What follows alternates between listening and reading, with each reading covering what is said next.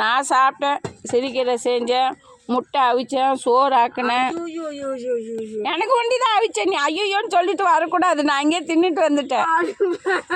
ஆமாம், எனக்கு எட்டாந்து சோறே கிடக்குது. நான் என்ன பண்ண போகிறேன்? நிஜமாதான்க்கா, எனக்கு வாழ்க்கையே வெறுத்து போச்சுக்கா.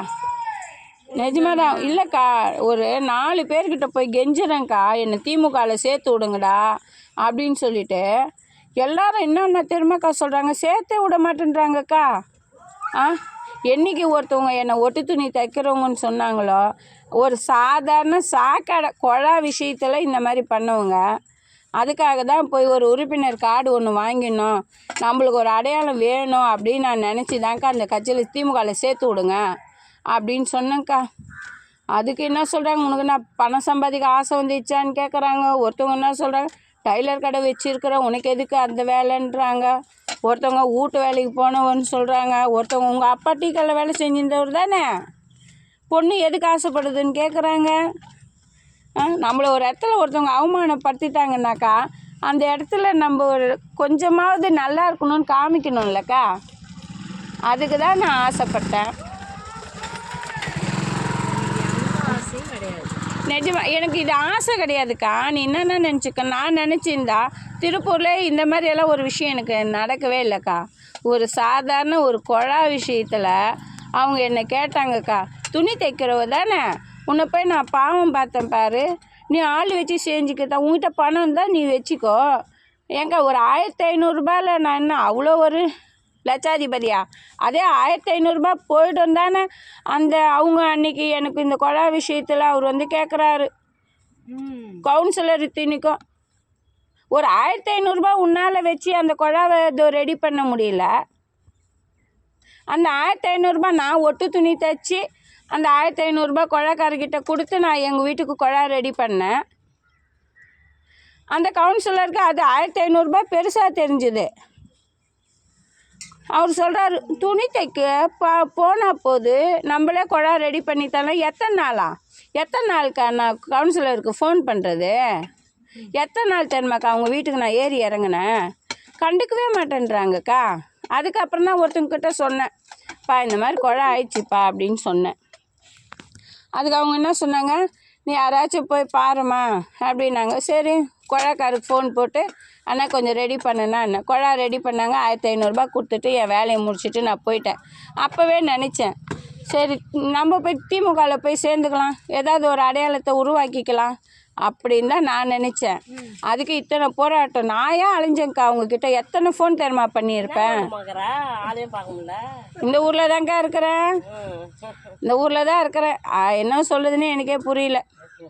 திமுகவில் சேர்த்து விடுங்க, ஒரு உறுப்பினர் கார்டு வாங்கி கொடுங்கன்னு மட்டும்தான்க்கா கேட்டேன். அதுக்கு சொல்கிறாங்க, என்ன நல்லா நீட்டாக ட்ரெஸ் பண்ணிட்டு வா, நீட்டாக ட்ரெஸ் பண்ணிட்டு வா, உன்னை சேர்த்து விட்றேன். ஒருத்தவங்க என்ன சொல்கிறாங்க, நீ என்ன பணம் சம்பாதிக்க ஆசைப்பட்டு அது உள்ளே வரையான்னு சொல்லி கேட்குறாங்க. இப்படியெல்லாமாக்கா பேசுவாங்க? நாக்குக்கு எலும்பாக்கு வாய்க்கு வந்தபடியே இப்படியெல்லாம் பேசி என்ன இந்த நிமிஷம் இருக்க என்னை சேர்த்து விடலக்கா. எனக்கு எப்படி இருக்கும்? என்ன ஒருத்தவங்க பேசுனாங்களா, நான் அனாதையாக இருக்கிறேன், எனக்கு ஒரு அடையாளம் வேணும், அப்படி இருந்தால் தான் அந்த தெருவில் இருக்க முடியும்னு தோணுச்சு. அதனால தான் நம்ம அதில் போய் சேர்ந்துக்கலாம். அக்கா 4 மீட்டிங்க்கு நம்மளை இட்டுன்னு போவாங்கக்கா. எங்கேயாவது நம்ம ஏதாவது ஒரு இடத்துல நம்ம வரலைன்னா நம்ம ஐயோ இன்னும் அந்த பொண்ணு ஆளை காணும்னு ஃபோன் பண்ணி கேட்பாங்க. நம்மளுக்கு எதுனா ஒன்றுனா வந்து நிற்பாங்கக்கா. யாருமே இல்லைன்னு சொல்லிட்டு தானே அந்த கவுன்சிலர் அன்றைக்கி அவ்வளோ கேவலமாக பேசிட்டு போனாங்க. சொல்லு பார்க்கலாம். இந்த நிமிஷம் அக்கா இத்தனை நாள் வரலையும் இந்த யூடியூப்பில் நம்ம இந்த மாதிரி பேசி அனுப்பணுன்ற எனக்கு எண்ணமே வரலக்கா. ஆனால் எனக்கு இன்றைக்கி காலையிலேருந்து தான் இந்த எண்ணமே வந்துச்சு. எத்தனையோ பேருக்கு நம்ம போய் கேட்குறோம், செய்கிறோம். ஏன் நம்ம ஒரு விஷயத்த, நமக்கு தேவையான விஷயத்த இதெல்லாம் போய் சொல்லி விட்டுடலாம். இது யாராவது ஒருத்தருக்கு போய் சேரும் இல்லைக்கா. அப்போ அவங்க என்னை கூப்பிடுவாங்கல்ல, என்னம்மாச்சு, என்னம்மா உனக்கு பிரச்சனைன்னு சொல்லி கேட்டாங்கன்னா அப்போ நான் போய் சொல்லுவேன், சார் என்னை திமுகவில் ஒரு உறுப்பினர் கார்டு கேட்டேன், என்னை இந்த மாதிரி இவங்கெல்லாம் சொன்னாங்க, எனக்கு வாங்கி தர மாட்டேன்றாங்க, அதனால தான் சார் எனக்கு யாருமே தெரியாது இந்த ஊரில், அதனால தான் நான் இந்த மாதிரி இந்த வீடியோவில் பேசி அனுப்புனேன் அப்படின்னு நான் சொல்லிவிடுவேன். என்னக்கா சொல்கிற? அக்கா இந்த நான் கூட நினச்சேங்க்கா இந்த இந்த யூடியூப்பில் இந்த டான்ஸ் ஆடுறது, துணி துவைக்கிறது, சமைக்கிறதுக்கு மட்டும்தான் உதவும் நான் யோசிச்சிருக்கேன். ஆனால் இப்போ தான் புரிஞ்சது நம்மளோட பிரச்சனையும் இதில் நம்ம சொல்லி அனுப்பலான்னு சொல்லிட்டு. என்னக்கா சொல்கிற? ஒரு குழா பிரச்சனைக்கு சண்டை போடல, எதுவுமே போடலைக்கா. என்னை டக்குன்னு துணி தைக்கிறவ தானே நீ? போட்டு இங்கே எங்கே வைக்கிறேன் நான் ஒட்டு துணி தைச்சா என்ன, தைக்கலனா என்ன? யார் வீட்டில் போய் கையேந்தி போய் நிற்கலல்லக்கா. கஷ்டத்தில் தான் சாப்பிட்றோம். மல்லிப்பூத்தை கேளு, ஒரே ஒரு விஷயம். என்னம்மா? நாங்கள் எல்லாம் குடும்ப சூடு போய் கேட்டோம். சரிக்கா, நான் வரேன். அந்த கூழ் நனிதியா மழை தானே வந்தால் வந்து போட்டோம். இதை நான் போட்டேன்னு வச்சுக்கேன், யாராவது ஒருத்தர் பார்ப்பாங்கக்கா. அதே திமுக காரங்களும் பார்ப்பாங்க, அதே அதிமுக காரங்களும் பார்ப்பாங்க. ஆனால் நான் கண்டிப்பாக வந்து திமுகவில் மட்டும்தான் போகணுன்னு ஆசைப்பட்றேன். ஏன்னா என்னை பண்ணவங்க அவங்க தான். அதனால் நான் அவங்க கூட சேர்ந்து அவங்க கூட எனக்கு என்ன விஷயம் வேணும், எங்க யாருமே ஒரு விஷயத்த வந்துட்டு தெரிஞ்சுட்டு உள்ளே போகிறது கிடையாது. அம்ட்டுமிட்ட ஆளுங்களாம் நாங்களும் போய் வீடு கேட்டோம். இடிஞ்சு வீழ்ந்து போய்க்கிது, ஒரு குர்பஸ் வீடு கூட கட்டிக்கலாம் அப்படின்னு. அதுக்கு அந்த தலைவர் என்னன்னா, அம்டிஸ்லாம் தனியாக வர ஆளுங்க, தனியாக வீடு கேட்குற ஆளுங்க சிரிச்சு பேசுகிறாங்க. நீனா அவங்க பிள்ளைங்களை இட்டுக்கின்னு எப்போ பார்த்தாலும் யாருக்கிட்டையும் பேச மாட்டேன், எந்த சிரிப்பும் கிடையாது. நீ தனியாக வந்துருந்தா உனக்கு வீடு கொடுத்துருப்போண்ணா. என் சின்ன பிள்ளை என்ன கேட்டுச்சு தெரியுமா, ரவியை, டேய் நீ என்ன லவடி காப்பால் வீடு கொடுக்குறோம், எங்கள் அம்மா தனியாக வர அம்டிச்சு எங்கள் அம்மாவில் ஒன்று நினச்சிக்கினியாடா, போனா அவங்க ஊருந்தாலும் அவ்வளோதான்க்கா விஷயமே. நம்மளுக்கு ஒரு விஷயம் வேணுமா, நம்ம யார்கிட்டயும் போய் நிற்க தேவையில்ல. இந்த மாதிரி யூடியூப்பில் சொல்லிவிட்டு நம்ம மட்டும் போயினே இருந்துடலாம், அவ்வளோதான். இதை யார் பார்த்தாலும் சரிக்கா. ஏன் நான் போய் 4 பேர் கேட்டேன் பாரு, அந்த 4 பேருமே இதை பார்ப்பாங்க. பார்த்து ஏன் மஞ்சு இந்த மாதிரி சொல்லி அனுப்புனேன்னு சொல்லி கேட்டால், நீங்கள் பண்ணதை தானே நான் சொன்னேன், நீங்கள் பண்ணாத நான் சொல்லலைல்ல அப்படின்னு சொல்லிட்டு யாராவது என்னை ஒருத்தருக்கு சேர்த்து விடுவாங்கல்ல. இப்போ எனக்கு உறுப்பினர் கார்டு ஈஸியாக வந்துடும்க்கா. இந்த அம்மா இப்படி கேட்டுமே தப்பு தான்றானோ. அதுக்கு தான் சொல்கிறேங்க்கா, யாருமே வந்து அலட்சியமாக நினைக்கக்கூடாது. அக்கா ஒரு நேரத்தில் நானும் வந்து பயப்படுவேங்க தாங்க. எங்கள் வீட்டுக்காரரை தவிர நான் வேறு எதுக்குமே நான் பயப்படவே மாட்டேன். ஏன்னா கூட்டு போனால் வாழ்க்கை கொடுக்கல, விட்டுட்டான் தோர்த்துட்டான், அது முடிஞ்சு போச்சு. அதுக்காக எல்லாருக்கிட்டையும் அடங்கி போகணுன்னு அவசியம் இல்லைல்லக்கா. இப்போ பாரு, இப்போ எனக்கு ஃபோன் பண்ணி கேட்கட்டும், யாராவது ஒருத்தர் பார்த்து ஒருத்தராச்சு ஏன் என்னாச்சு உங்களுக்கு என்ன பிரச்சனைன்னு கூப்பிட்டு கேட்பாங்கல்ல. அப்போ ஃபோன் போட்டு கேட்குறவங்கிட்ட இந்த மாதிரி நான் திமுகவில் சேரணும்னு உறுப்பினர் கார்டு வாங்கணும்னு கேட்டேன், என்னை இந்த மாதிரி எல்லாம் சொல்லி ஒதுக்கி வச்சாங்க. எத்தனையோ வாட்டி நானும் போடாத ஃபோனு கிடையாதுக்கா. ஏன் அப்படி என்ன மட்டும் பண்ணுறாங்க? ஏன்னா திமுக ஏங்க ஒரு உறுப்பினர் கார்டு வாங்குறதுக்கு அழகு வேணுமா, இல்லை வசதி வேணுமா? ஏன் என்ன மாதிரி டெய்லருங்கெல்லாம் அது உள்ளே போய் சேரக்கூடாதாக்கா? சொல்லுக்கா பார்க்கலாம். அவ்வளோ மட்டமான வேலையை நான் செய்கிறேன், இல்லை.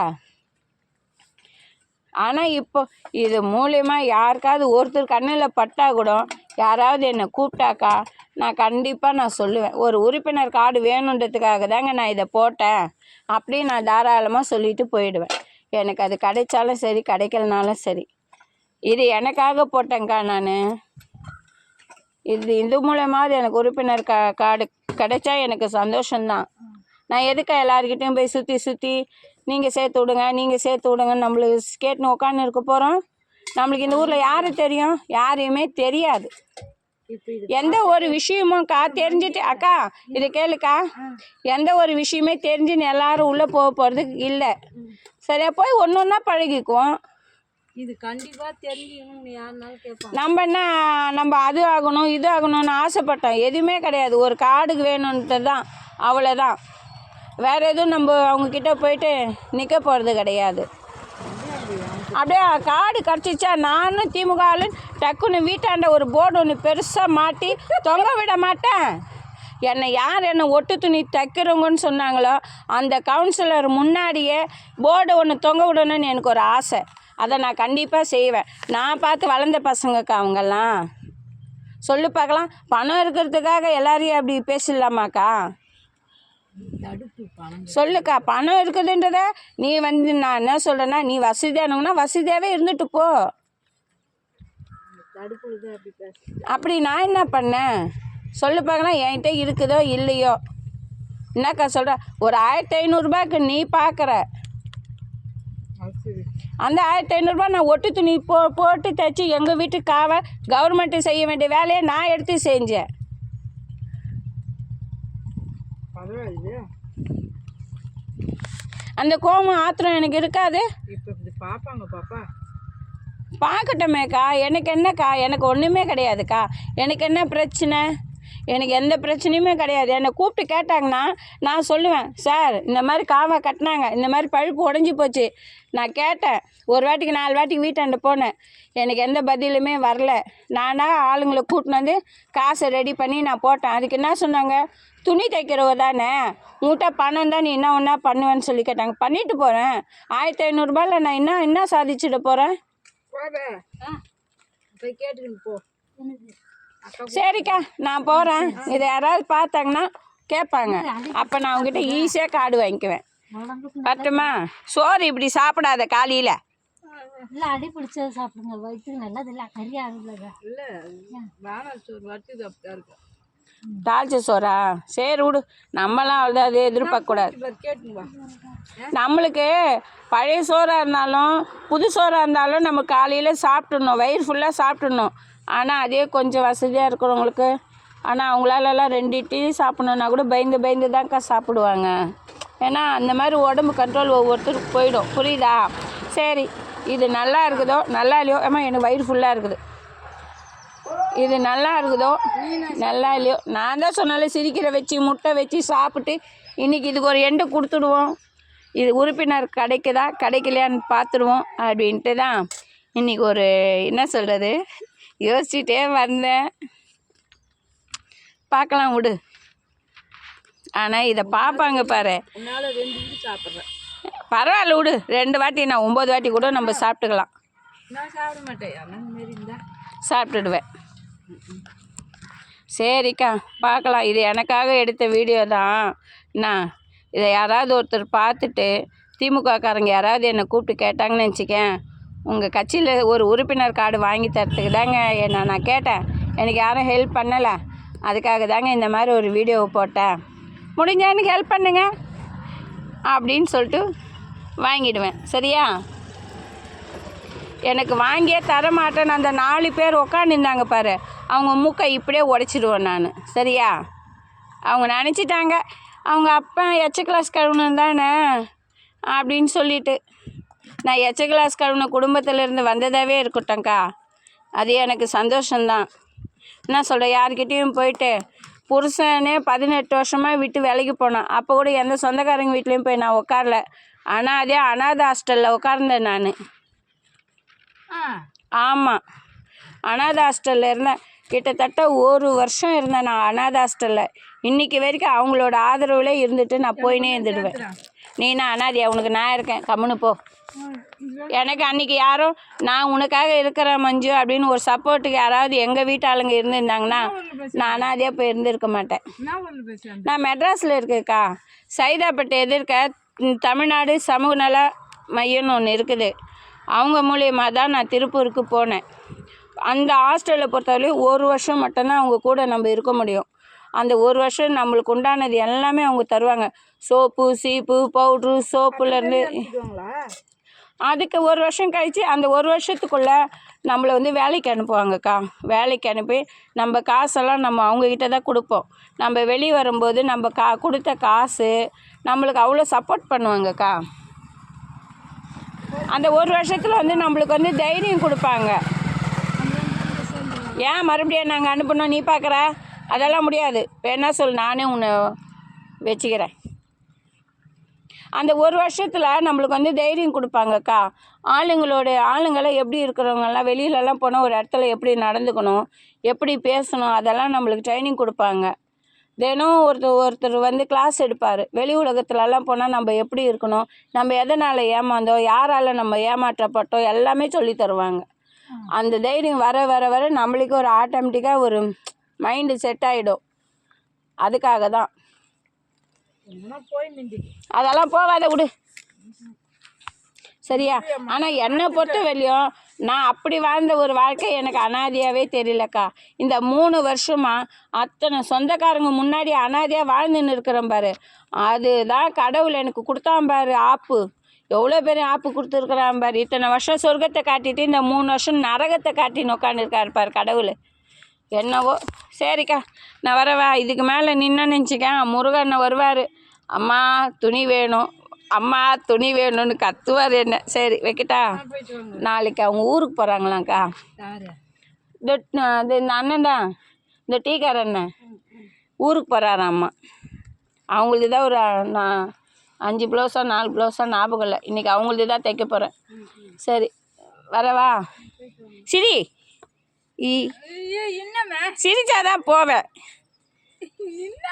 சிரி பத்தாது. சிரிப்புலாம் எப்போ அடங்கிச்சு. அதெல்லாம் நான்லாம் அடக்க விட மாட்டேன். நேற்று அந்த அம்மா சொன்னாங்க பாரு, நீ மட்டும் ஜாலியாக இருக்கன்னு. நான்லாம் என்னெல்லாம் யாராவது ஒரு வார்த்தை சொன்னால் போதும், அப்படியே மடியில் சாஞ்சி ஓன்னு கத்தி கதறி அழுது தீர்த்துடுவேன். அந்த மாதிரி ஆள் நம்மளுக்கு இன்னும் கண்ணில் சிக்கிற அன்னைக்கு அந்த மாதிரி வேலையை பார்த்துக்கலாம். சரியா? சரி. ஆ சாப்பா சாப்பிட்டேங்க்கா. முட்டை அழிச்சுக்கிற சிரிக்கிற கடைஞ்சிக்கிற முட்டை அவிச்சு ஒரு முட்டை அவிச்சதுக்கெல்லாம் நீ என்னை கணக்கு கேட்டு காரணம் கேட்குற. ஐயோ போ என்னம்மா நீ. சரி வைக்கட்டா.